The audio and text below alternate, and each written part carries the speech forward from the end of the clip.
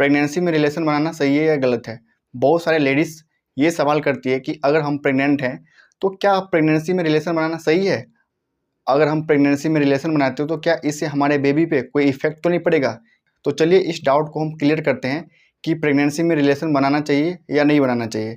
देखिए, होता क्या है कि जब आप प्रेग्नेंट होती हो तो शुरू के 3 महीने प्रेगनेंसी में आपको रिलेशन नहीं बनाना चाहिए, क्योंकि आप शुरू के 3 महीने में रिलेशन बनाती हो तो इससे होता क्या है कि आपकी मिसकैरेज होने की संभावना होती है।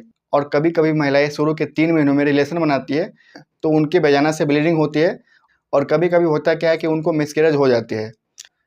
तो कहीं ना कहीं अगर आप प्रेगनेंसी में रिलेशन बनाती हो तो ये बिल्कुल सेफ़ है। अगर आपको कोई दिक्कत नहीं है, आप बिल्कुल कंफर्टेबल हो, आप रिलेशन बना सकते हो, आपको दर्द नहीं हो रहा है या फिर आपको संबंध बनाने के बाद ब्लीडिंग नहीं होती है, तो आप प्रेगनेंसी में संबंध बना सकते हो। अगर आप प्रेग्नेंट हो तो आप 13 हफ्तों से लेके 28 हफ्ते तक संबंध बना सकते हो, कोई दिक्कत नहीं है।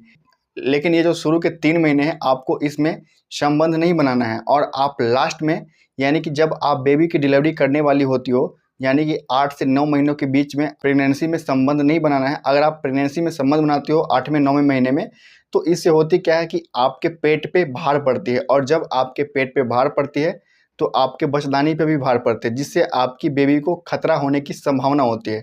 तो आप अगर कंफर्टेबल महसूस करती हो तो आप कोई और पोजीशन अपना सकते हो। लेकिन मैं तो यही कहूँगा कि आप शुरू के 3 महीनों और आप लास्ट के 9वें महीने में प्रेगनेंसी में रिलेशन नहीं बनाओ, तभी आपके लिए बेनिफिट होगा। अदरवाइज आप आराम से प्रेगनेंसी में रिलेशन बना सकते हो, कोई दिक्कत नहीं है।